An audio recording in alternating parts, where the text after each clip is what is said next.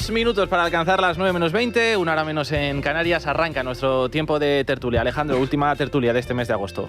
¿Qué tal? Muy buenos días. Muy buenos días. Tertulia con un poco de vientecito fresco, ¿eh? Con un poco de vientecito fresco, un poquito de fresco en Madrid. Está muy agradable esta final del verano. Bueno, ya lo echábamos en falta, ¿no? Bueno, sí, a mí me gusta el calor de todas formas. ¿Ah, sí? Sí, mucho. ¿Tú estás a gusto con esto calor también insoportable? También el frío. También el calor me gusta mucho. Vale. Y el otoño ni te cuento en Madrid. Y ya la primavera extraordinaria. La primavera es apoteósica. Apoteósica, sí. O sea que te valen las 4 estaciones. Pablo, ¿qué tal? Muy buenos días en Barcelona. Muy buenos días, ¿qué tal estáis? ¿Por allí cómo lo llevas? Bueno, aquí también ha refrescado, cosa curiosa, en esta ciudad que el verano se alarga hasta mediados de octubre, pues hoy se ha quedado un buen día. Vale. ¿Para ir a pasear por las inmediaciones del Camp Nou a ver cómo anda aquello o qué? Yo si quieres ver gente exótica, ruinas absolutas, exclamaciones, toda clase de ilegalidades, etcétera, es una buena opción, muy recomendable, ¿eh? Oye, el Barça está convencido de que a mediados de septiembre ya está jugando allí, ¿eh? Sí. Bueno, mira, eso se tenía que haber inaugurado en noviembre del año 24. Sí. Fíjate todo el retraso que llevan. Y el Piernas de la Porta había dicho que tenía un contrato con la constructora turca en la que cada día de retraso le tenían que pagar 1 millón de euros. Eso era una falsedad, en fin, una trola, como una casa de payés, que se dice aquí. Entonces, me consta que las presiones al Ayuntamiento de Barcelona están siendo terribles por parte del Barça, pero claro, yo creo que de manera inteligente el Ayuntamiento está diciendo, bueno, aquí vamos a hacer las cosas como Dios manda, porque si luego ocurre alguna desgracia, la responsabilidad no es para el Barça, la responsabilidad es para el que ha dado el permiso.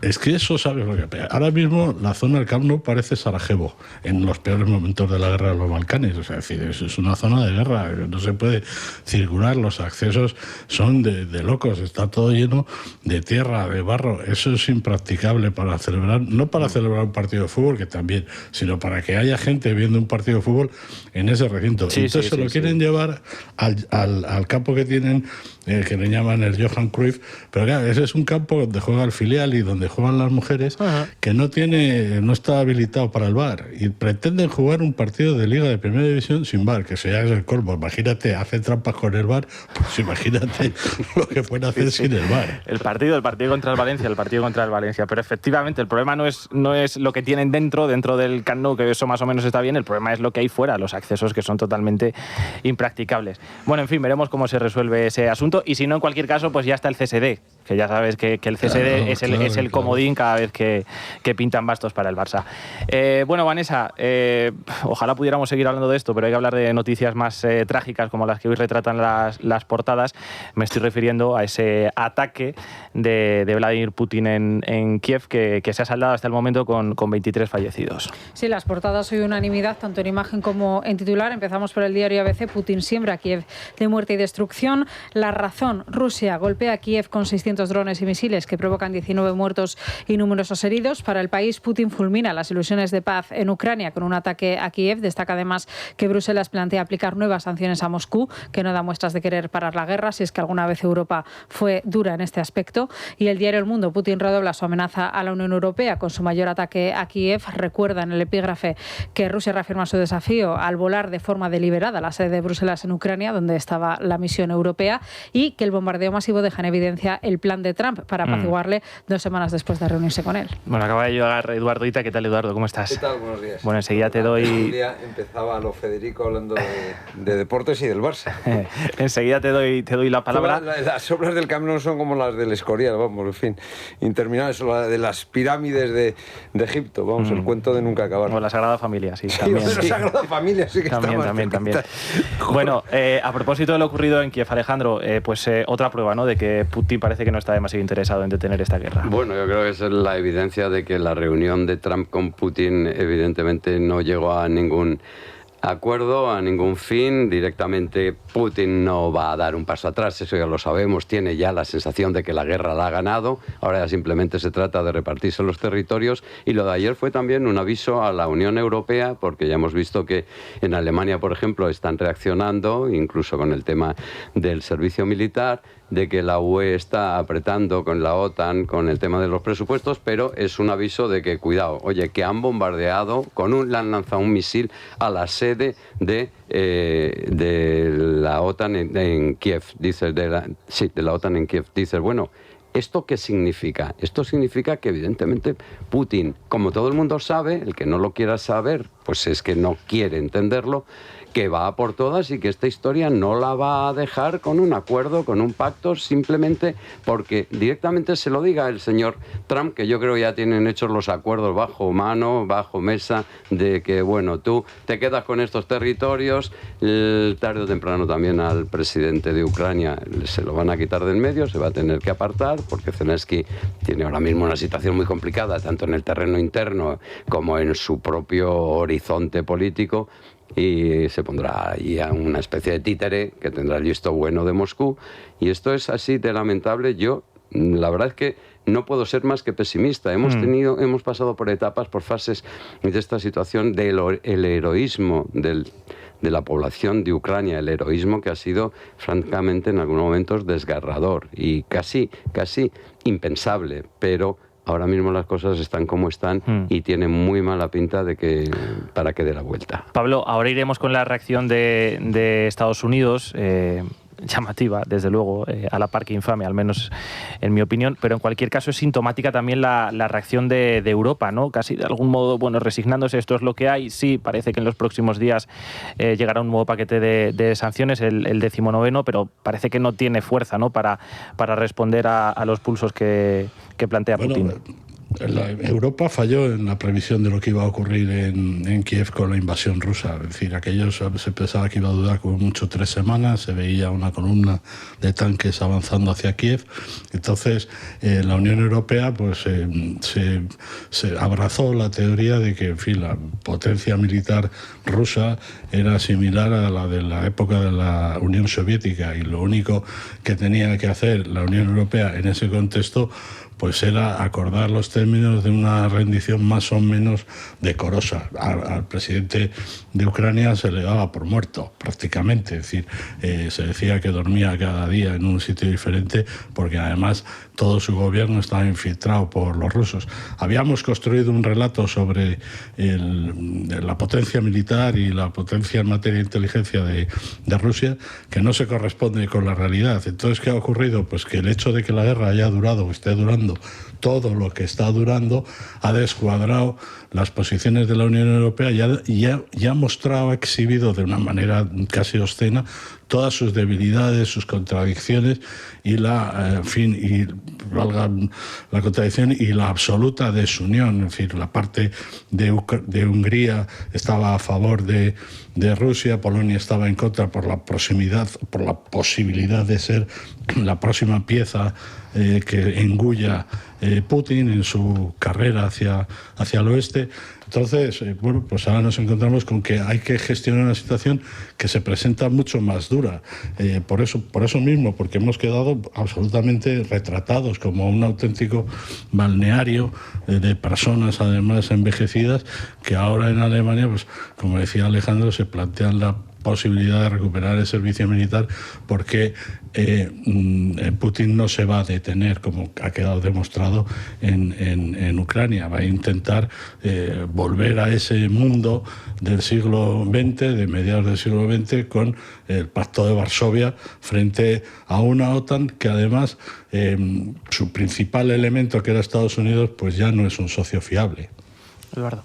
Bueno, Putin es un asesino y lo que sigue haciendo es un criminal, y lo que sigue haciendo es asesinar, masacrar a la población civil, que es lo único que sabe hacer. Pero es verdad que buena parte de la culpa de lo que está ocurriendo también lo tiene la propaganda occidental, pues que dio a entender que Ucrania estaba ganando la guerra, cuando yo estoy convencido de que nunca estuvo ni siquiera remotamente cerca de ganarla, porque estamos hablando del segundo ejército más poderoso del planeta, de la potencia mundial con más cabezas atómicas, y yo creo que las mentiras, la propaganda occidental, pues nos hizo ver un escenario que no era el real. Por tanto, teniendo en cuenta que Putin es un asesino, que es el Hitler del siglo XXI, y teniendo en cuenta además que la propaganda occidental pues ha mentido acerca de todo lo que pasaba, nos hemos hecho un lío. También se decía que habían muerto 250.000 soldados soldados rusos. Eso no hay Dios que se lo crea, por la sencilla razón de que eso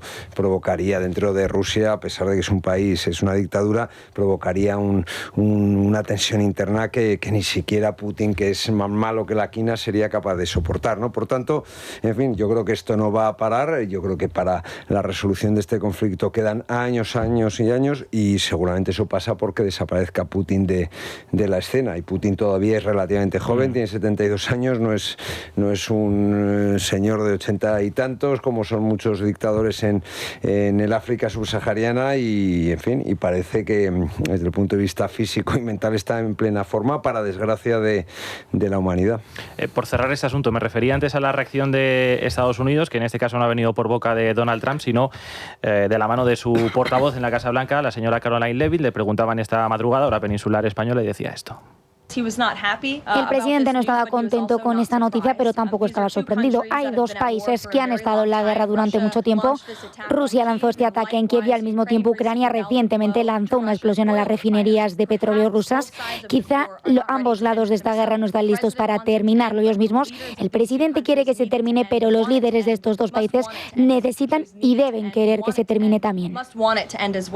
Claro, que es indecente, ¿no?, para comparar un bombardeo indiscriminado contra la población civil de un ataque a una refinería rusa. En cualquier caso, no es la primera vez que Donald Trump equipara en esta guerra a víctima y agresor. Es que Trump ha dado muchas vueltas, porque empezó, recordemos, que era como el amigo de Putin, y además yo voy a solucionar esto en 15 días, yo lo voy a arreglar. Luego ya fue virando, luego empezó también a enviar ayuda militar a Ucrania, luego le retiró la ayuda militar, luego presionó a la OTAN, luego dejó de presionar, y ahora mismo ¿en qué situación estamos? En la primera, es decir, mano a mano con Putin, mirando para otro lado. Las declaraciones de esta portavoz hay que reconocer que son absolutamente hipócritas, porque dices que las dos partes tienen que querer que termine el asunto. Oye, está muy claro que hay una parte que no quiere que termine el asunto, que quiere que termine cuando la otra parte esté derrotada, humillada, saqueada y vencida totalmente. Por lo tanto, es de una hipocresía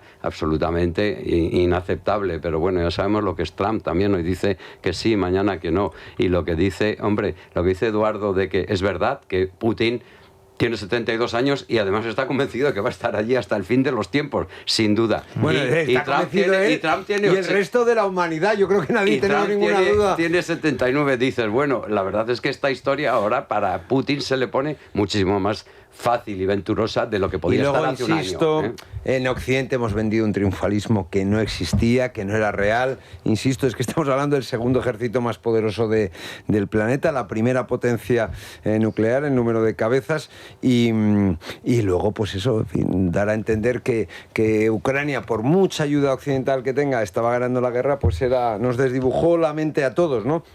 Y luego Trump, yo creo que la gran bofetada de su presidencia, de momento, y creo que así va a ser, por desgracia, va a ser Ucrania. Pablo, por concluir, ¿qué opinas de estas palabras?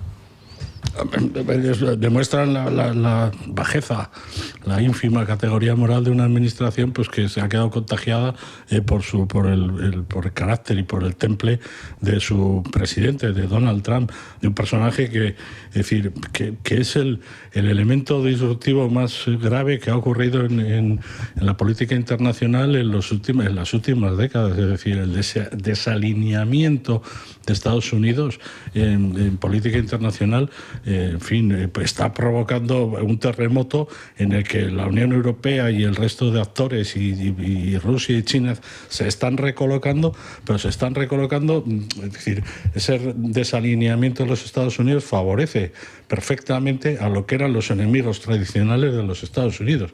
Y está siendo operado por un supuesto nacionalista estadounidense, por así decir, ¿no? Es decir, por alguien que pretende hacer de los Estados Unidos otra vez un país grande, una gran potencia, y lo que está consiguiendo es, crear múltiples focos de conflicto en todo el mundo, mientras que el primer mandato de Trump se caracterizó por una no intervención en los asuntos internacionales, lo cual propició ciertas escenas de paz.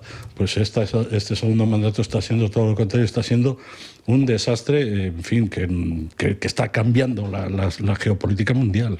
Bueno, hoy están reunidos en Dinamarca y en Alemania los ministros de Asuntos Exteriores y de Defensa de la Unión Europea, pero bueno, en cualquier caso, desde luego, los precedentes no invitan a pensar que esto vaya a cambiar demasiado. Bueno, enseguida abordamos los asuntos de la actualidad nacional, pero antes permitidme que haga una pausa y escuchemos las recomendaciones que nos trae, como siempre, nuestra compañera Lucía Prieto. ¿Qué tal, Lucía? Buenos días. Unos días vuelven los niños al cole, seguro que todo el mundo ya tiene todo preparado, pero para los más rezagados la solución siempre está en el Corte Inglés, así que vamos a conocer las novedades. Normal, porque cuando cuentas con los mejores servicios, volver al cole es todo un gustazo. Mira lo que hemos preparado en el Corte Inglés para tu vuelta. Evita complicaciones y evita colas con nuestro servicio Cita Previa. Elige cómo te lo hacemos llegar con nuestra entrega más fácil o aprovecha nuestra carta de compras y hazte con todo lo que necesitas sin tener que cargar con las bolsas. Facilidades para familias numerosas. Y despreocúpate con nuestro servicio de forrado de libros, este año con una tarifa especial de 7,95 € a partir de 6 libros. Precio por unidad 1,50 €. Encárgalo en el momento de hacer tu reserva y los forramos por ti. Además, te lo vamos a poner fácil para que resuelvas tu vuelta incluso antes de irte. Con línea de crédito Vuelta al Cole financia todo lo que necesites. Línea de crédito solo para clientes con tarjeta El Corte Inglés. Financiación ofrecida por Financiera El Corte Inglés y sujeta a su aprobación hasta el 30 de septiembre. Hasta el 30 de septiembre la mejor vuelta al cole solo en El Corte Inglés, en tienda, web y app. Bueno, pues ya hemos tomado nota. Vanessa, a ver, por abordar los asuntos que tenemos en la actualidad nacional, que no son pocos, desde luego, vamos a empezar, si te parece, por esa visita que los Reyes van a iniciar hoy en Extremadura. Estuvieron ayer en Galicia, el miércoles en Castilla y León. Hoy les va a acompañar el ministro Grande Marlaska. Ayer fue Sara Agesen, quien estuvo con ellos, creo, en Galicia.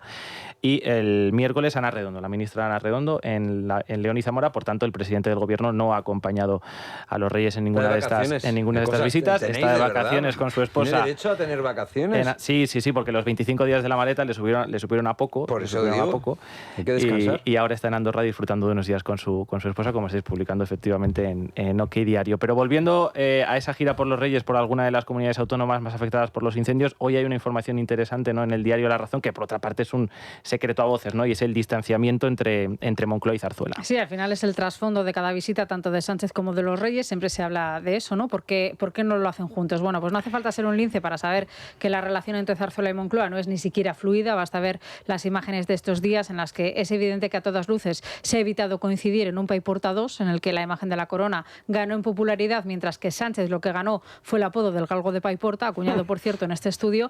Y esta semana, pese a no querer coincidir, lo volvíamos a ver. Los Reyes abrazando a los afectados, hablando con ellos, y Sánchez delimitando un perímetro de 200 metros que le separaba de los vecinos. Hoy es La Razón la que arroja luz sobre este asunto y cuenta cómo efectivamente la Casa Real intenta reducir la exposición del rey al presidente del Gobierno, aislarle de esa atmósfera de crispación que rodea a Sánchez, y que la relación entre ambos dice que está reducida a conversaciones entre gabinetes. A esto se suma la pésima relación entre el ministro Álvarez y el jefe de la Casa del Rey, que fue la causa, recuerda el diario, de esa delegación, de la falta de una delegación española en la inauguración de Notre Dame. Y en estas tenemos a un rey cuya popularidad internacional no para de crecer, frente a un presidente del Gobierno que, todo lo contrario, cada vez tiene menos peso fuera de nuestras fronteras. Sobre esto, hoy el Confidencial dice que la pérdida de prestigio internacional de Sánchez ya desata los rumores sobre el futuro de Álvarez, que está muy desgastado ya de por sí por el pulso a la OTAN, el caso Cerdán o el catalán en Europa. Pues mira, empezando por esto último, ¿creéis que puede ser uno de los que puede salir en caso de que haya una crisis de gobierno? Yo creo sinceramente que no. O sea, el presidente del Gobierno confía en José Manuel Álvarez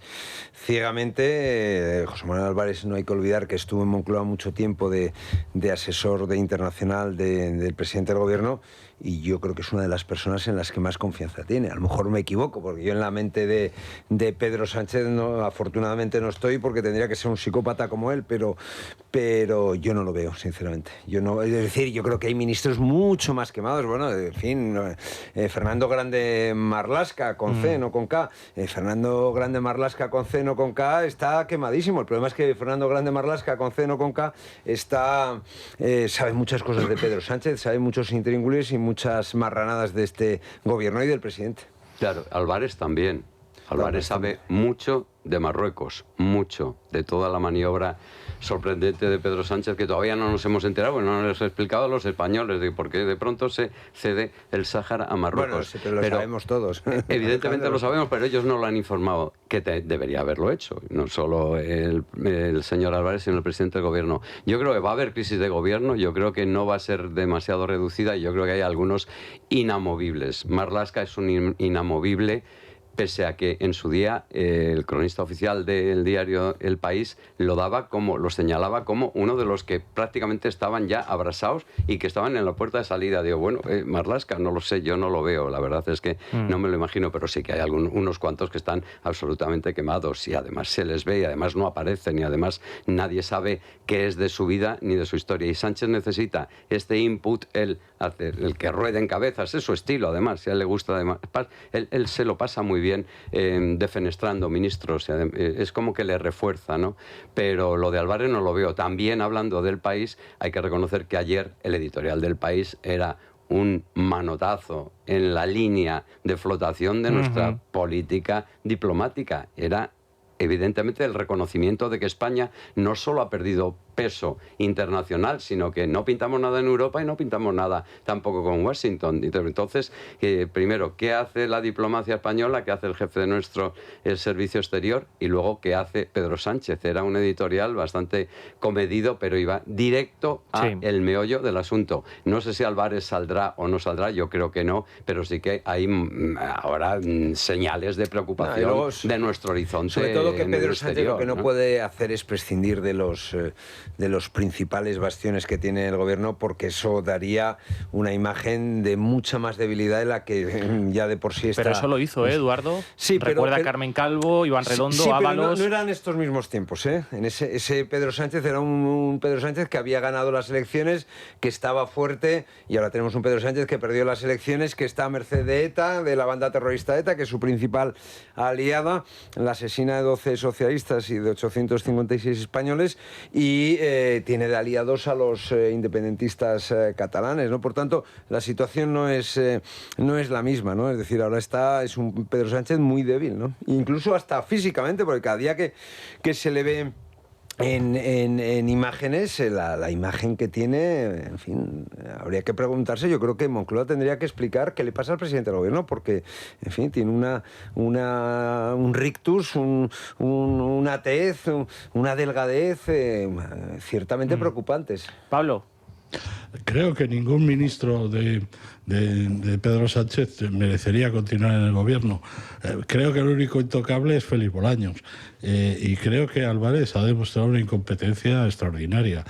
Incompetencia por unas formas poco diplomáticas en el intento de imponer el catalán como lengua oficial en la Unión Europea, y eso ha sido un fracaso absoluto. Y también porque creo que Sánchez le imputa a Álvarez sus propios problemas, su irrelevancia internacional, el hecho de no haber estado representado o presente en las negociaciones previas a la reunión entre Trump y Putin en Alaska, ¿no? Entonces, eso entre otras muchas deficiencias de la representación exterior de España, aparte de las broncas de Álvarez con los miembros de la carrera diplomática, que la relación es perfectamente mejorable. Y después, claro, Sánchez es una especie de vampiro que extrae la sangre de sus colaboradores, que los explota, que les vacía las entrañas, y que cuando ha terminado con ellos los echa al suelo como si fueran cáscaras de gambas, ¿no? Y en ese sentido, Marlaska puede haber tenido suerte de los incendios, porque, en fin, con todo aquello del informe de la UCO, que no tenía ni idea que era un descontrol desde la perspectiva sanchista, que el Ministerio de Interior no supiera lo que estaba investigando la UCO, pues estaba prácticamente sentenciado. Lo que ocurre es que ha descubierto un papel de este señor en la crisis de los incendios, ¿no? Ese aspecto de personal de funerarias, pues parece que al gobierno le da la impresión de que está controlando algo, ¿no? Oye, por ir al tema de los incendios, va a comparecer hoy a las 11 en las Cortes de Castilla y León el presidente Alfonso Fernández Mañueco. Va a ser el primer presidente autonómico del Partido Popular que va a dar explicaciones por este asunto, por la gestión de esta crisis, de esta oleada de incendios. Publicaba, no recuerdo si ayer o antes de ayer, el diario La Razón, que las últimas encuestas que manejaban en la Junta de Castilla y León apuntaban que el Partido Popular estaba muy cerca de lograr la mayoría absoluta de cara a las elecciones autonómicas que están por venir en esta región, que incluso Vox perdía 5 diputados respecto a los representantes que tiene ahora mismo en las Cortes. No sé si pensáis que esta crisis le puede pasar factura a Mañueco. Yo creo sinceramente que no. Yo creo que Mañueco va a tener un resultado extraordinario en Castilla y León y con el apoyo de Vox seguirá gobernando. Así lo indicaban todas las encuestas y así lo van a seguir indicando. Y bueno, en fin, Mañueco en cuanto pudo se puso al frente de las labores de extinción, a dirigir todo el operativo, y dice, no, es que está de vacaciones. Claro, es que en agosto la gente normalmente se suele ir de vacaciones. El primero Pedro Sánchez, que estaba en la residencia real de la Mareta. Yo creo que Mañueco, insisto, va a seguir siendo presidente de Castilla y León. Vamos a ver cuándo convoca las elecciones, porque eso también puede alterar el panorama político nacional. Vamos a ver qué hace Juanma Moreno, y esas son las dos grandes disquisiciones de los próximos meses, a expensas de qué pueda pasar con Pedro Sánchez. Claro, la cuestión, Alejandro, es si esta crisis le aleja, ¿no?, de esa mayoría absoluta que parecían apuntar las encuestas. La verdad es que Moncloa y el presidente del Gobierno, y lo hemos visto en las intervenciones en el Senado, tanto de la ministra de Defensa como ayer del ministro de Interior, han intentado hacer de los incendios en Castilla y León, en Galicia, fundamentalmente Castilla y León, que es la primera cita electoral del ciclo que se abre ahora, ha intentado hacer su campaña electoral para recuperar, para expulsar al Partido Popular de una región en la que siempre ha estado al frente, en la que siempre ha tenido el poder. Es muy difícil que funcione electoralmente el tema de los incendios, primero porque a partir de octubre o noviembre ya este asunto no se habla. Bueno, quiero decir que es así de dramático, y nos olvidaremos, pues, como de la Dana, de todo lo que está sufriendo esta gente, de las tierras del llanto y del dolor, y esto electoralmente puede funcionar, pero no tanto como confía Pedro Sánchez, eso está claro. Y luego, es muy difícil que con un candidato como el que tiene el PSOE en Castilla y León, que además está en contra del sanchismo, que no es precisamente el candidato que ellos querían, que es un hombre que fuera de Soria, que yo le respeto, porque es un hombre que se expresa muy bien y además tiene tirón, pero fuera de Soria, los que somos de Zamora, por ejemplo, pues prácticamente era no demasiado conocido. No lo tiene muy fácil el PSOE para intentar arrebatarle, yo no te digo el poder, que me parece impensable, pero para arrebatarle apoyos al PSOE. También es verdad que Vox allí se va a recuperar, pero Vox también ha tenido problemas internos dentro Vox, de la región, ¿no? O sea, Vox, yo creo que la gente no vota tanto en clave regional o local como en clave nacional, es decir, muchas veces en Baleares, que es la zona que yo más conozco, en Navarra o en otras partes de España, en toda España, pues la gente no sabe quién es el candidato a alcalde, a presidente de la comunidad autónoma o a diputado provincial, ¿no? La gente, yo creo que vota más en clave nacional, y yo creo que Vox en estos momentos está mucho más fuerte de lo que incluso dicen las encuestas, ¿no? En cualquier caso, lo necesita Sánchez, necesita empezar con un buen resultado en Castilla y León, porque es que luego ya viene Andalucía, luego ya vienen, es que estamos ya en que son las elecciones regionales que a él le destrozaron en mayo del 23. No nos olvidemos que tuvo que precipitar unas generales porque recibió, de pronto fue el mapa de la España azul.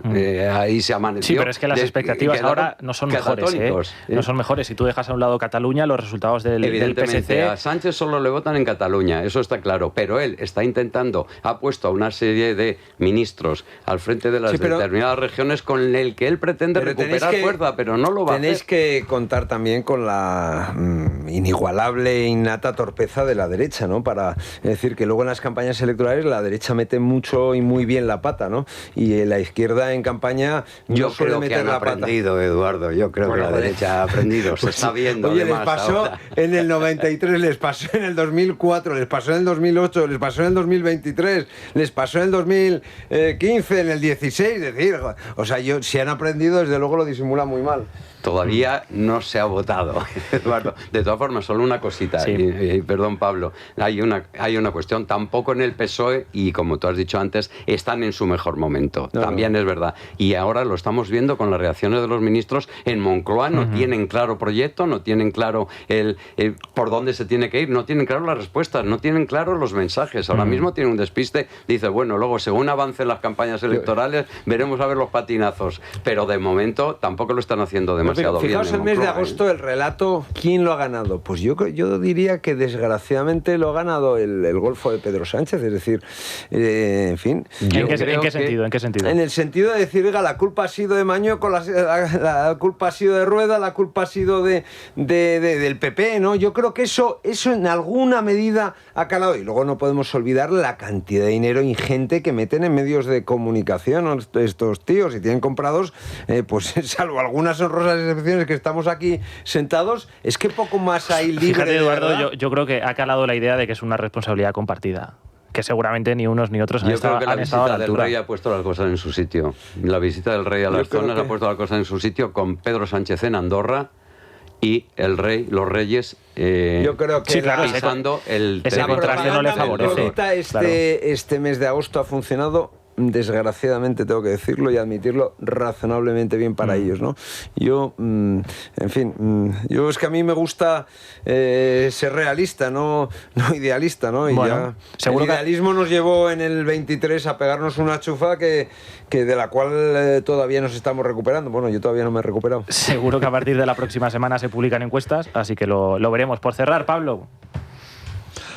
Yo creo que Mañueco tiene todo por fin para ganar las elecciones, porque, entre otras cosas, el candidato del PSOE de Castilla-La Mancha, de Castilla-León, perdón, es un perfecto desconocido. Seguramente será muy buena gente, muy buen político, si no es sanchista, es decir, socialista no sanchista, es decir, casi dan ganas de cambiar el sentido de voto y votarlo, pero creo que tiene poca pinta de que vaya a poder, en fin, variar las tornas, entre otras cosas, porque el verano, lo que ha ocurrido este mes de agosto es que se ha puesto en cuestión el estado de las autonomías, pero eso no es una derrota del PP, ni en mi opinión, ni un triunfo retórico o del relato por parte del Partido Socialista. Simplemente se ha puesto en evidencia decir, que hay momentos en los que este sistema del que nos dotamos en la transición puede ser perfectamente mejorable. Que no funciona, efectivamente, y uno de los últimos ejemplos lo tenemos con la Dana. Hoy enseguida lo vamos a comentar. El diario Las Provincias abre su portada con el siguiente titular: 4 de cada 5 familias que pidieron ayudas básicas a Pedro Sánchez tras la tragedia no la han recibido. Pero la ministra Diana Morán tiene la explicación y ahora después la vamos a escuchar. Es la mañana. Bueno, si se incorporan ahora con nosotros y quieren saber qué tiempo tenemos por delante este viernes, sepan que se esperan precipitaciones en el norte peninsular y que vamos a seguir disfrutando de cielos despejados en el resto de España. Una tendencia, ya digo, que se va a mantener durante el fin de semana. A esta hora en Madrid, decía Alejandro que hacía fresco, ¿verdad? Hacía fresquito con un poco de aire, sí. Hay que echarse una chaquetita al hombro, vale. Pero yo, igual que Alejandro, a mí me encanta el calor, tengo que decirlo. A mí me gusta. Yo odio el frío, o sea, con todo. Y soy de Navarra, donde hace más frío que en Zamora y que en cualquiera de los sitios que vosotros podáis imaginar, pero yo odio el frío, o sea que... Bueno, pues no son buenos tiempos ni para Vara ni para mí. A mediodía esa chaquetita va a sobrar porque vamos a alcanzar hoy los 30 de máxima, la máxima nacional en Murcia con 36. Había cambio climático, no estaba calentándose el planeta, a ver que me lo expliquen. Eso dicen. La mínima en Soria con 9. Luis Fernando Quintero, muy buenos días. ¿Qué tal, Daniel? Muy buenos días. ¿El IBEX da buenas o malas noticias hasta ahora? Pues mira, parece que quiere seguir llaneando a la baja en esta última semana del mes de agosto. En este momento se deja un 0,34%, mantiene por los pelos los 15.000 puntos, 15.027, según nos muestran las aplicaciones en tiempo real ahora mismo. Nos dicen los expertos que este pequeño tropiezo en el que tienen el día de hoy con este 0,32% abajo se debe a la presión a la baja que están haciendo los bancos dentro de nuestro indicador, pero a mí me gustaría recordar que desde enero hasta ahora, en lo que llevamos de año, nuestro selectivo lleva un más 29%, casi un más 30%. Eso es una barbaridad para un índice como bueno, todas las bolsas mundiales, es decir, que no es una cuestión de... Pero la española no es fácil verla en estas, y la americana, que sigue subiendo, este año tampoco le va tan bien como a nuestro selectivo. Bueno, el que va muy bien es el Nasdaq. Sí, el Nasdaq sí. Bueno, pues el lunes comprobamos cómo abre septiembre. Estaremos. Se acabó el amor, vámonos de aquí. Fuimos dos idiotas intentando ser feliz. Y en la noticia de interés cultural de la 11, Verónica, ¿qué tal? Muy buenos días. Buenos días, Dani. Pues hablamos de Pablo Alborán porque el artista acaba de publicar Vámonos de aquí, adelanto de su nuevo disco Kilómetro Cero a finales de año. Lleva tiempo sin sacar disco y sin decir que va a haber gira. Pues va a haber disco y gira para 2026. Así que quien quiera, pues Pablo Alborán va a tener para rato. 9:25, una hora menos en Canarias. Aquí seguimos en tiempo de tertulia con Alejandro Vara, Eduardo Inda y Pablo Planas. Les decía que hoy el diario Las Provincias abre su portada con el siguiente titular, si no se me va del ordenador y lo tengo por aquí: 4 de cada 5 familias que pidieron ayudas básicas a Pedro Sánchez tras la tragedia no la han recibido. Bueno, pues ayer estaba Diana Morán. Diana Morán está en Valencia casi todos los días. Es ministra, pero como a su vez es candidata del o líder del Partido Socialista en la región, pues lo cierto es que está allí prácticamente casi todos los días. Más allá de cuando tiene que regresar a Madrid, entiendo que para participar en algún Consejo de Ministros, algún pleno en las Cortes y poco más. El caso es que le preguntaban, ministra, hay muchas familias que se están quejando porque no llegan las ayudas, porque estamos a punto de cumplir un año, quedan apenas 2 meses para que se cumpla el primer aniversario de la DANA, y hay muchas familias que siguen pidiendo esas indemnizaciones que no llegan. Bueno, pues esta era la respuesta de la ministra. Por dinero no va a ser. O sea, la ejecución no es un tema ni de retrasos, ni de falta de capacidad de ejecutar, sino de demanda. Hay líneas que han sido más demandadas y líneas que han sido menos demandadas. Bueno, pues esta es la explicación. Es decir, el problema no lo tiene el gobierno está haciendo todo lo que puede, pero la gente no está pidiendo esas ayudas. Pero es que cuando la respuesta es infamante, desde luego. Dice, no, la culpa es de ellos que piden mal, la culpa es de quien está pidiendo que no sabe lo que pide, o que no sabe cómo hay que hacerlo. Informe usted mejor. O que sabe, dice, bueno, en primer lugar, que eso no se puede decir. Si eres ministra del gobierno, no se puede decir en estos términos. Primero, porque la gente está sufriendo, es que ha sido hace 8 meses, está sufriendo y lo están pasando muy mal. Como bien sabe Vanessa, que ha conocido el terreno y sabe perfectamente lo que está ocurriendo allí. En segundo lugar, tú estás allí para ayudar. Tú lo que tienes que hacer es, bueno, si no lo están recibiendo es porque hay algo que no está funcionando. Por lo tanto, vamos a poner en los mecanismos que hagan falta para hacerlo. Cuando hablas de necesidades básicas, de 4 de cada 5 peticiones que no se han podido solventar, eso no quiere decir que lo están haciendo mal los afectados. Eso quiere decir que el mecanismo, el sistema, el procedimiento no se ha adecuado a lo que se tiene que hacer. Porque si no, no se entiende que esté pasando eso. Que la gente lo hace mal porque son absolutamente todos torpes y todos no se enteran de lo que tienen que hacer. Me parece que ese argumento no va a ningún lado. Diana Morán está siendo un fiasco absoluto, como casi todos los ministros que ha puesto Pedro Sánchez al frente de las distintas regiones para ganar las elecciones. Y Diana Morán le está poniendo en bandeja a Amazon su recuperación. No puedes, en el día señalado del octavo mes del aniversario del gran drama que sacudió a este país hace nada, dices, bueno, que lo están haciendo mal los afectados, pero por favor, explíquese usted mejor, porque lo que queda es usted como que está señalando a quien precisamente necesita la ayuda. Para eso no tenemos un gobierno. Las ayudas claro. o se hacen cuasi automáticamente y desde luego con celeridad no sirven para nada. Es decir, una persona que lo perdió todo en el mes de octubre, si todavía no le has dado el dinero, pues en fin, es que ya pues habrá tenido que vender el local, habrá tenido que vender la casa, en fin, en estos casos hay que ser mucho más veloz de lo que está siendo. Y luego hay que destacar que la Comunidad Autónoma Valenciana, la Generalitat, está respondiendo a las peticiones de ayuda con mucha más agilidad, con mucha más prontitud que este gobierno de indeseables que desgraciadamente tenemos, ¿no? Pablo. Sí, el gobierno tiene problemas burocráticos evidentes. Le ocurre con las rentas mínimas de inserción, ocurre con las ayudas de la Unión Europea, con los fondos Next Generation, ocurre con todo. Es decir, el gobierno es un problema. Tratar con la administración del Estado es un problema. Pretende que gente que está solicitando ayudas, en fin, de muy escaso importe, pues presente documentos a través de programas informáticos y que evidencie o muestre un conocimiento de la informática para relacionarse con la administración y suplir de esa manera la falta de atención humana, la atención personal.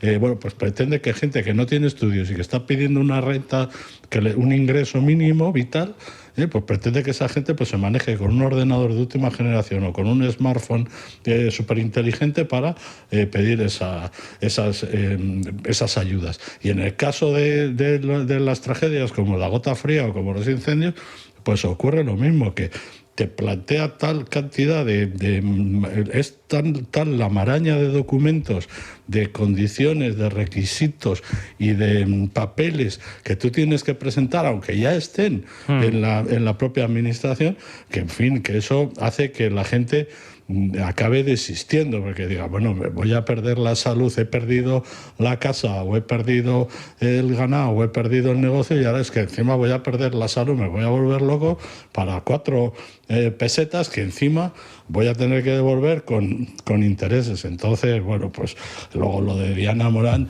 yo creo que ningún respeto desde que dijo que aquel señor se había intentado suicidar, que sabrá ella si se intentó suicidar o se intentó evadir. Bueno, Carlos Mazón sigue hipotecando su futuro a la reconstrucción de las zonas afectadas. El Partido Popular, la Dirección Nacional me refiero, parece que es un melón que de momento no quiere abrir, pero claro, en esta ecuación hemos sumado un factor más, que es el factor Paco Camps, que en los próximos días va a iniciar una campaña por las 3 provincias de la Comunidad Valenciana. No sé, Eduardo, si crees que ese órdago, que el órdago de Camps tiene recorrido. ¿Vosotros os imagináis a Butragueño ahora siendo alineado por Xabi Alonso? Pues yo no me imagino... Pero ayer le vi muy bien en el sorteo de la Champions a Butragueño, ¿verdad? Tiene un aspecto impecable. Sí, tiene un aspecto impecable. Además, el tío se conserva muy bien y gran seguidor de este programa. Pero aparte de eso, pues no tiene edad ya para jugar, y yo creo que Paco Camps pasó su tiempo y desde luego, pues a lo mejor enreda dentro del Partido Popular, pero yo creo que no tiene opciones. Y es verdad que su salida del gobierno autonómico fue una vergüenza, porque luego se ha demostrado que era inocente de todos los cargos que se le imputaban, y Mariano Rajoy lo hizo simple y llanamente porque le quedaban pocos meses para las elecciones generales y sacrificó a Paco Camps. Lo de siempre, los complejitos de la complejitis de la derecha, que en fin le empiezan a señalar, le montan el pollo, y a Paco Camps, en fin, que lo estaba haciendo razonablemente bien como presidente de la Generalitat, lo sacrificó, pero ha pasado mucho tiempo desde entonces, fue el año 11, estamos hablando de 14 años después, y yo no veo que interna orgánicamente tenga absolutamente nada que hacer. Sí puede enredar, sí puede generar división dentro de la derecha, pero yo, insisto, no lo veo. Yo a Diana Morán, si fuera el PP, tiene que darle la oportunidad de que siga por esa dirección, porque Diana Morán evidentemente está llevando al PSOE a una especie de precipicio suicida. Es que no se puede hacer peor las cosas, no se puede meter más la pata, y sobre todo en los asuntos hiperdelicados, hipersensibles, que llegan directamente al corazón de la gente, porque la gente también vota con el tema sentimental, no nos engañemos. Claro. Estamos hablando de gente que está sufriendo y que lo ha visto sufrir toda España y todo el planeta. planeta. Y a estas alturas, que estén como están, dice, bueno, pues inutilidad técnica, inutilidad por lo que sea, pero es gente que no está recibiendo las ayudas que se les prometieron 8 meses después. 4 de cada 5 sin resolver. Si esto no es para que le digan a la señora Morán, oiga, usted ya deje de decir tonterías y póngase a la faena, que es lo que tiene que hacer el gobierno central, porque el gobierno autonómico evidentemente está más cerca y está funcionando con muchísima más operatividad. Pues porque posiblemente se han arremangado y han dicho, oye, aquí no se puede despistar uno ni medio minuto, que es lo que hay que hacer en estos casos, que es lo que tiene que hacer ahora Mañueco, y Mañueco ha tomado nota de evidentemente lo que pasó en la Dana y está reaccionando en este sentido, me da la sensación, con el objetivo muy claro de que no se puede, a esta gente no se les puede mirar para otro lado o dejar de olvidarlos. Tal cual. No, marcaje al hombre, no en zona. Aquí o marcas al hombre o te meten un contraataque y te golean. Y luego, insisto, siempre tenemos que tener presente la tontuna connatural a la derecha, independientemente de los partidos. La derecha española es muy tonta,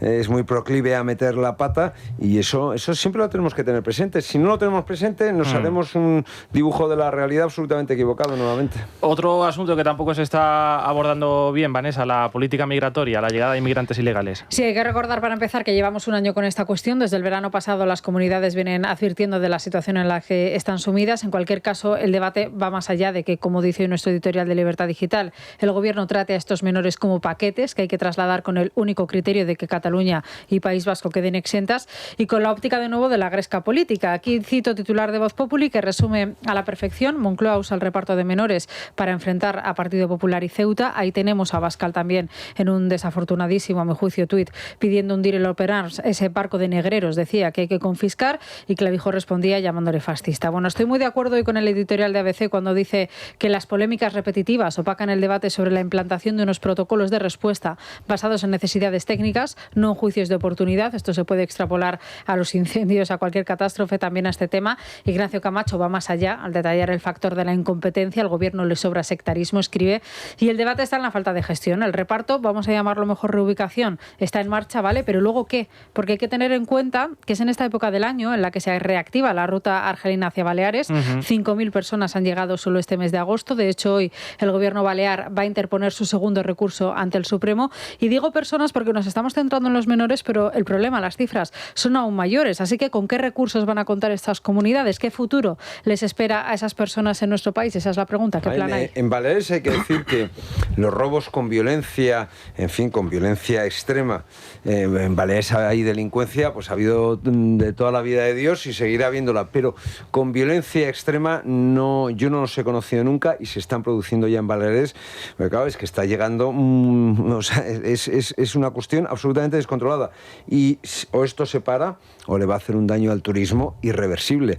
Y Baleares sin turismo, dando la imagen de inseguridad, de que aquello está invadido por menas y por inmigrantes ilegales, es una catástrofe total y absoluta.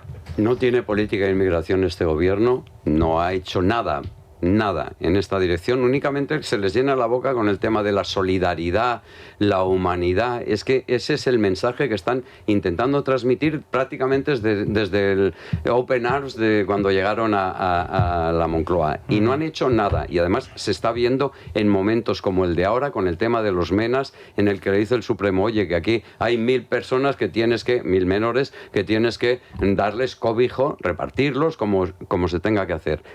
Para eso tienes primero que hablar con la oposición y luego hacer un planteamiento que sea francamente eficaz. Lo que están haciendo ahora mismo es convertirse el gobierno en Amazon, van repartiendo como paquetes, a esta comunidad le doy esto, a esta esto otro, sin hablar con ellas, además directamente. A todas no. A todas no, menos al País Vasco y a Cataluña, que es mayor infamia todavía. Dices, bueno, pero esa es una política de inmigración para un gobierno europeo. Fijaros, en Italia la inmigración ha caído desde que está Meloni ilegal un 60%.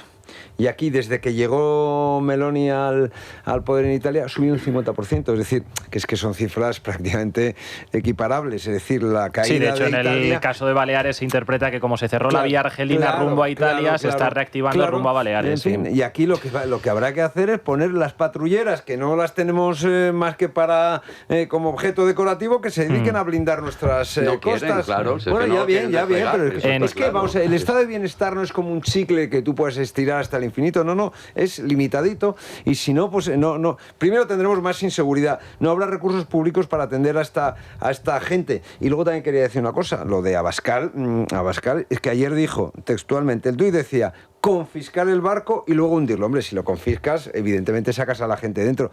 Es decir, esto de pero estás pervirtiendo el debate, Eduardo. Sí, yo creo que con eso tuit perviertes un debate, insisto, que es necesario. Yo creo que, por ejemplo, abrir el debate de las ONGs, del papel que tienen, sobre todo a raíz de lo que hemos visto, de la noticia que hemos conocido este verano con la principal ONG que se encarga de atender a los menores en Canarias, investigada por malos tratos. Oye, atiende a más de 2.000 menores, de los 5.000 que hay en Canarias. Es decir, no estamos hablando de un centro aislado que se ocupa de 10 o 20 niños. Es decir, hay que abrir ese debate, pero si tú lo abres en esos términos, bueno, bien, lo único que estás haciendo es darle munición al que tienes enfrente. Evidentemente, pero la gente entiende perfectamente ese tuit, y luego Abascal lo que busca, obviamente, es notoriedad y hacer ruido, y yo creo que lo ha conseguido. Pero claro, de ahí de decir a que quiere hundir el barco con los inmigrantes dentro, es que hace falta ser canalla para hacer esa interpretación. Vale, pero entonces tenemos claro que lo que quiere es hacer ruido, no buscar una solución a la inmigración ilegal. Bueno, pero también te digo, lo que habrá que hacer con el Open Arms, a lo mejor es coger y confiscarlo, sacar a la gente, dejarlo vacío y hundirlo. A lo mejor hay que hacer eso. Es que en fin, aquí o tomamos medidas contundentes contra la inmigración ilegal, o tenemos un problema cultural, social, económico, de seguridad, multitud de problemas, y eso alguien lo tendrá que afrontar. Y si no lo afrontan los partidos tradicionales, pues serán los Vox de turno en España o en el resto de Europa los que tomen las medidas. Y desde luego, Giorgia Meloni ha demostrado que esto se puede solucionar. Sí, pero con propuestas serias que se puedan cumplir. Sí, claro, porque la idea de deportar a todos tampoco es posible. Entre otras cosas porque cuando llegan aquí, los países de origen no te los acogen de nuevo. Entonces, es que no tienes otra opción. Si das dinerito al sátrapa de turno que preside el país respectivo, no te preocupes, que te los acogerá encantado de la vida. Pero para que no lleguen. No, perdona. ¿Qué es lo que ha hecho Meloni en Italia? Y para cogerlos de nuevo. En cualquier caso, es cierto que el buenismo que de alguna manera impera en España entre algunos sectores empieza a hacer casi, Pablo, una excepción en Europa, no solo por el caso de Meloni, pienso también en Starmer, un socialista en Reino Unido que está endureciendo considerablemente la política migratoria del país. Mientras tanto, en España estamos hablando de la regularización masiva de los inmigrantes que ya están dentro, ¿no? Y se está tratando de provocar de propiciar esa regulación masiva con recogida de firmas, con una iniciativa legislativa popular. Y bueno, el mensaje del buenismo, ¿no? Esa cosa del gobierno y de Sumar y de Podemos. Pero no han dicho nada, por ejemplo, de una cosa que hizo este gobierno, el ministro de Interior, Fernando Grande Marlaska, que fue la tragedia de la valla de Melilla. Y eso, aquella matanza a cargo de la gendarmería marroquí, en fin, con el visto bueno del Ministerio del Interior español, sin ninguna crítica por parte de la izquierda, fue muy sintomática de la doble moral que tiene este gobierno en relación a los inmigrantes, que utiliza pues como ariete político, y que ahora mismo, con el caso de los menores no acompañados, está utilizando para desgastar a los gobiernos del Partido Popular. Es verdaderamente singular que Ángel Víctor Torres amenace prácticamente con un 155 a las comunidades que discuten ese reparto de menas, y que diga que va a recurrir a los cuerpos y fuerzas de seguridad del Estado, mientras Cataluña y el País Vasco se quedan fuera de ese reparto. Es que es el mundo al revés, es verdaderamente singular. Sí, decía a los que no cumplan la ley. Sabemos de algunos gobiernos que no están cumpliendo la ley desde hace ya bastantes años, por no decir que luego encima casi los condecoramos y les perdonamos deuda y les quitamos 15.000 millones de euros, que mientras mientras tanto no llegan, por ejemplo, a la Dana y no llegan, por ejemplo, a los incendios. Lo que es increíble es que las comunidades autónomas, las 15 comunidades autónomas que van a recibir inmigrantes, no estén montando un pollo, pero padre, sangrante, ante la afrenta de Pedro Sánchez, que coge y no envía inmigrantes ilegales ni a Cataluña ni al País Vasco. Y aquí no pasa nada y los demás los van a acabar acogiendo. Es que es todo de locos. Pero se darán cuenta finalmente de que el tema de la inmigración, y seguramente no será el de la economía y no será el de la vivienda, el tema de la inmigración va a determinar las elecciones, como está pasando en Europa, que están reaccionando ya todos los gobiernos. Hablamos de que Starmer, hablamos de Alemania, hablamos Países Bajos, hablamos de Suecia, hablamos de todas las socialdemocracias que están virando en una dirección más próxima a Meloni que lo que está haciendo el presidente del gobierno aquí. Y aquí sí que esta historia de la inmigración, posiblemente la oposición en particular, posiblemente el Partido Popular, no ha sabido reaccionar y cuando ha reaccionado ha sido con unas propuestas muy vagas y ni siquiera con gestos de firmeza ante una situación que evidentemente se está complicando cada minuto y lo estamos viendo. Lo de Baleares de hace 2 días, lo de Canarias es insoportable. Baleares es brutal. Y claro, y luego se quejan en el presidente del País Vasco diciendo, es que me lo están reenviando de Andalucía. Digo, perdón, ¿y por qué no le dice usted a Pedro Sánchez qué narices está haciendo con la política inmigratoria? ¿O la culpa es de Juanma Moreno? Es que ahí es donde se tiene que reaccionar y decir, hasta aquí, basta, ya está, porque esto ya va más allá de lo soportable. Eso es lo que se Alberto Núñez Feijóo ha fichado recientemente un perfil concreto de la Comunidad de Madrid que estaba en el gabinete de Isabel Díaz Ayuso para tratar solo los asuntos relacionados con la inmigración, pero brillante, pues falta brillante. Un perfil brillante. Sí, porque ahora mismo estaban un poco desorientados es una tipa preparada y muy solvente y no dice tonterías. ¿No? Ahora, en cualquier caso, claro, se le plantea una papeleta complicada al Partido Popular. Lo estáis, por ejemplo, apuntando hoy en Voz Populi, Alejandro, el hecho de que el gobierno va a utilizar a las diferentes comunidades autónomas para bueno, pues erosionar al Partido Popular y a su vez ponerle frente a su propio espejo, ¿no? Porque tenemos a Ceuta y Melilla que han pedido la contingencia migratoria y por otro lado el resto de comunidades del PP que van a recurrir ante los tribunales porque no quieren participar en ese reparto. Claro, ¿tú qué haces? Claro, Ceuta y Melilla. ¿Cómo te posicionas? Tiene un problema como el que tiene, pero también es cierto que hace falta una respuesta unívoca. En este caso estamos hablando de un tema de Estado y de un tema acuciante y un tema que se está convirtiendo por minutos en hiper peligroso. Y la reacción del Partido Popular tiene que ser no únicamente a nivel de cada comunidad autónoma, a nivel de cada... que eso es lo que está buscando desde el primer minuto el PSOE, de divide y vencerás, si eso es tan elemental como desde la historia de la historia. Sino, oye, el tema de la inmigración lo vamos a tomar como uno de los estandartes de esta historia, porque es que al final el futuro del país va a pasar por ahí. De modo que sí que hace falta, pues no sé, con asesores en Génova o con quien haga falta, o con quien se pueda contratar, pero sí que es necesaria una respuesta firme, contundente e inmediata. Porque se está viendo que aunque solo sea haciendo ruido, pues Vox está capitalizando esa preocupación que hay precisamente por Vox. Y luego en Reino Unido es que el señor Farage, Reform, está líder en algunas encuestas. Está ahí entre el Partido Laborista y Reform, pero en muchas encuestas, en más encuestas que en menos, está ya como primera fuerza en intención de voto. En Francia la señora Le Pen es la primera en intención de voto de cara a las presidenciales del 27. En Alemania, Alternativa para Alemania, está ya pisándole los talones y en alguna incluso ha salido por delante de la CDU. Es decir, este va a ser el gran debate de los próximos... Holanda también, es que son muchos los países, sí. Porque además las modas que se instalan en Estados Unidos vienen inmediatamente a Europa y la moda que ha puesto en marcha el señor Roy, o que está poniendo en marcha el señor Trump, pues va a venir aquí de forma impepinable, ¿no? Y el gran debate ahora mismo en Reino Unido, por ejemplo, es que si se aplican las medidas, las tácticas de Donald Trump o no. Es decir, Farage hace 3 días, una propuesta para construir un centro para inmigrantes ilegales con capacidad para 24.000 personas, yo creo que inspirado en lo que está haciendo Bukele para otros fines y deportaciones inmediatas en caliente. Eso es lo que está proponiendo Farage. Jaime, ¿qué tal? Muy buenos días de nuevo. Muy buenos días otra vez. Hemos estado hablando antes sobre la posibilidad de que José Manuel Álvarez saliera del Ejecutivo en caso de que hubiera una crisis de gobierno. Esta mañana planteamos una porra, ¿no? en el contestador.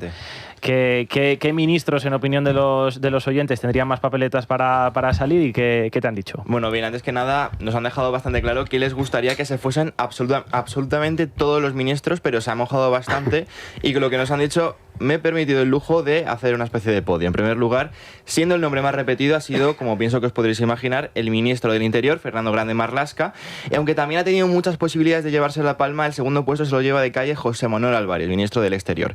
Estos han sido los dos nombres más repetidos, pero luego el tercer lugar se lo podrían repartir varios, que son Óscar Puente, Sara Agesen, Ángel Víctor Torres o la propia María Jesús Montero.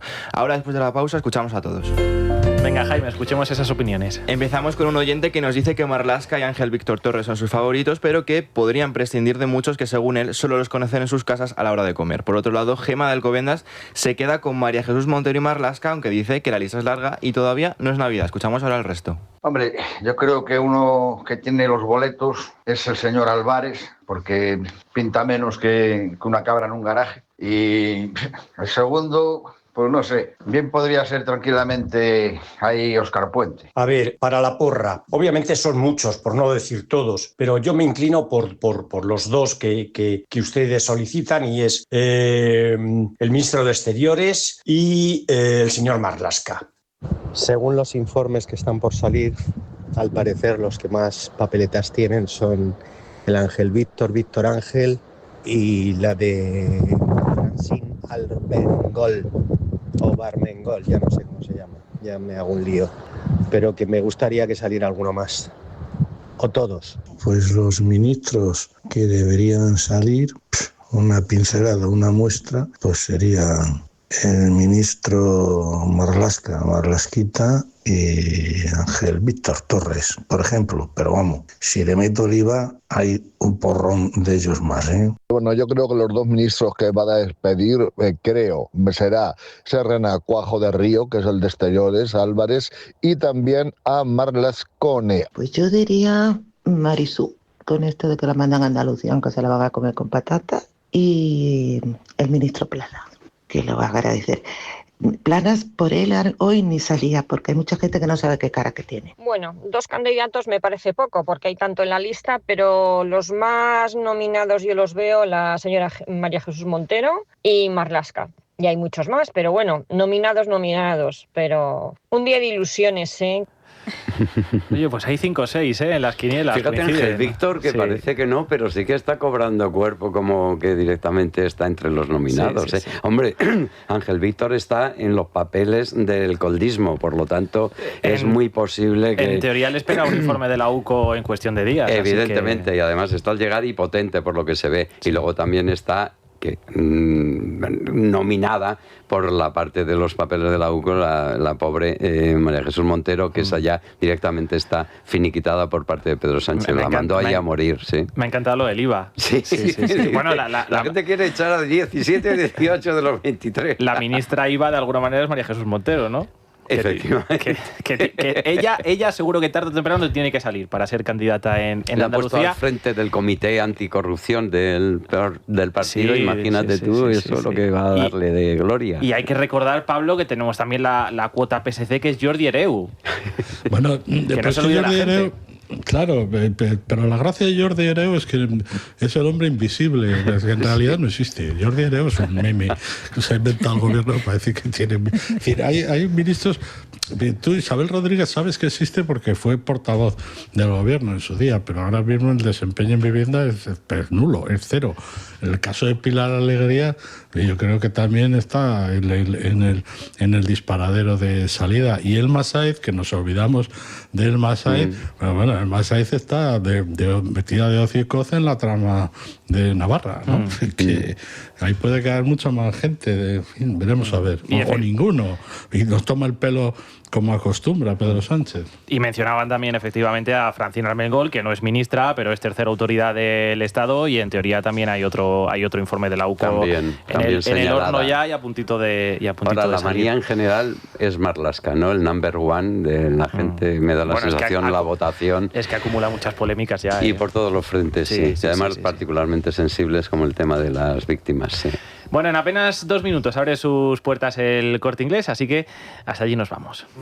Luis, muy buenos días de nuevo. Muy buenos días. ¿Qué noticias de última hora tenemos? Bueno, los reyes, don Felipe y doña Leticia, visitan hoy Extremadura para conocer de primera mano los daños ocasionados por los incendios. Está previsto que también les acompañe la presidenta de la Junta, María Guardiola, y el ministro Marlaska. Mientras, en el Senado, Luis Planas está compareciendo para dar cuenta de su gestión tras estar desaparecido durante los peores días de las llamas, así que vamos a escucharle. Yo creo que si se nos ha convocado tan pronto por parte del Partido Popular, es una muestra de confianza en el Gobierno, de confianza en lo que hemos hecho desde junio del año 2018. Nos encontramos especialmente expuestos a los efectos del cambio climático en el sentido del aumento de las temperaturas, en una situación muy complicada para gestionar todas estas situaciones en que nos encontramos. Seguiremos muy pendientes de esa comparecencia que aún continúa. Por otro lado, Baleares interpondrá este viernes un segundo recurso contra el reparto de menas. El objetivo es conseguir que el Supremo suspenda de forma cautelar la llegada de los 49 ilegales que tienen que acoger las islas. En clave económica, el IPC se estabiliza en el 2,7% en agosto, pero la inflación subyacente avanza una décima sobre el mes de julio. Unos datos al alza que encarecen la vida de los españoles, y esto bien lo saben las familias. Y es que este año la vuelta al cole va a ser la más cara de la historia, con un gasto que puede llegar hasta los 500 euros por niño. Elena de Blas ha salido a la calle para comprobarlo. Las familias lo notan y lo dicen claro. Todo ha subido, desde los materiales hasta los uniformes o el comedor. El gasto de media solo en una mochila llega a los 20 euros. En un chándal ronda los 26 y en unas deportivas supera los 30 euros. Por no hablar de los entre 200 y 300 euros de los libros o los uniformes. Una subida que en los hogares cada vez se hace más cuesta arriba. Entre gastos de ropa, libros y material, menos de 400 no te gastas. Cole, en principio, pues sí que es verdad que, claro, si tienes más de un niño en casa, pues es mucho más costoso. Pasa primero de primaria, necesita uniformes nuevos, porque ya no le valen los de infantil, y probablemente solo los uniformes se acerque a una nómina. Que son mochilas y todo, pues unos 400 euros o así seguro. Que claro, eso hace que el bolsillo ahora en este mes se note un poquito. Apretarse más el bolsillo empieza a ser lo habitual, y es que con una media de gasto de 1.300 euros por niño por curso escolar, el impacto económico de la vuelta al cole obliga a replantearse estrategias para intentar aprobar septiembre. Vuelta al cole y vuelta a la rutina. Hoy son muchos los que regresan a sus casas para poner fin a sus vacaciones. Se prevén más de 800.000 desplazamientos durante este fin de semana, así que mucha precaución si van a coger el coche. Nos acercamos hasta la DGT para conocer el estado de las carreteras españolas. Darío Carnicero, muy buenos días. Buenos días. En estos momentos pendientes de un accidente que dificulta la salida de Barcelona por la C58 a la altura de Ripollet. Al margen de ello van a encontrar tráfico lento en Valencia, en la A7 en el entorno de Pusol, en sentido Castellón, y en Alicante, en esta misma A7 a la altura de Crevillent, ya en dirección a Elche. Bueno, pues mucha precaución en la carretera estos días. Gracias, Luis. Hasta el lunes. Hasta el lunes. Ana Mateo, ¿qué tal? Muy buenos días. ¿Qué tal, Dani? Buenos días. A ver, ¿qué tenemos para cerrar la semana? Bueno, para cerrar la semana, pues hoy estarán conmigo Emilia Landaluce, Dani Carande, Javi del Pozo y Vero Caso. Y bueno, yo sé que lo vuestro es la política, pero si yo os digo una frase, a lo mejor os acordáis de ella, de la de "estoy cansada de la familia Rivera", que pronunció Isabel Pantoja en un programa de Agustín Bravo. Pues así es como empezamos a estar nosotros, cansados de la familia Rivera, porque claro, y lo que te ronda de Morena, porque claro, la separación de Kiko Rivera y Irene Rosales, cuando ya pensábamos que no da para más, pues no, estamos muy equivocados. De momento, mientras ella sigue haciendo su vida de influencer y es vista con otro acompañante, él ha optado por un cambio. Se ha quitado la barba y está a tope en las redes sociales, donde se dedica a poner frases intensas típicas de agenda de Mr. Wonderful. Pesadísimo, sinceramente. Y mientras su madre Isabel Pantoja está preocupada por esta separación, ya que teme por los pasos que pueda dar su hijo y tiene miedo a que pueda equivocarse y volver a las andadas. Y ahí lo dejamos porque yo creo que lo entendemos todos. Eso sí, mucho miedo, pero ha dejado claro que no va a descolgar el teléfono ni piensa ponerse en contacto con él. O sea, la relación está más que rota. Y claro, siguiendo con la familia Rivera, pues todo apunta a que Cayetano tendría una nueva ilusión, una chica de Málaga llamada Patricia. ¿Y cómo nos llega esta información? Pues de la forma más curiosa.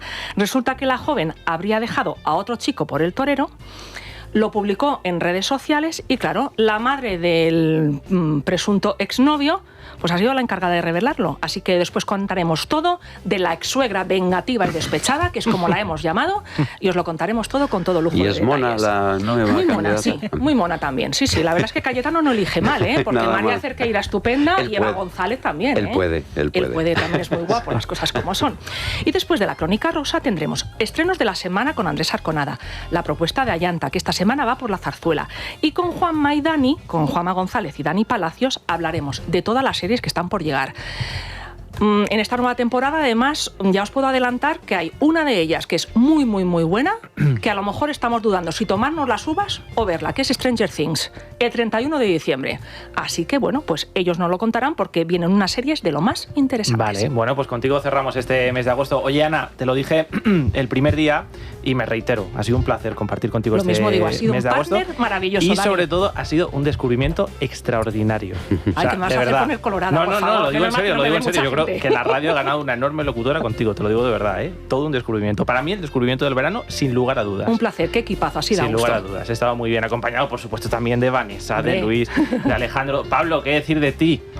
Bueno, qué decir de mí, no, qué decir de ti, que muchas gracias por contar conmigo y, en fin, he aprendido un montón, gracias. Muy bien, es mutuo. Y ánimo que este es el año del español, ¿eh? El próximo año te veo en Europa, Nos vemos en Europa. Bueno, gracias también a Maite Toribio, nuestra técnico, que nos ha acompañado estos días. Grande Maite. Y grande también Javi, que estuvo en la primera quincena. Silvia, Sergio, en fin, es que han sido tantos. Y por supuesto ustedes, aunque este es tan solo un hasta luego, porque les recuerdo que el próximo lunes empieza la nueva temporada, el 1 a las 6, como se está diciendo estos días. Ya estará aquí Federico, estará Rosana, estará Isabel y por supuesto les esperamos a todos ustedes ya desde las 6 en punto de la mañana. Así que hasta entonces, descansen, disfruten y sobre todo sigan escuchando el radio.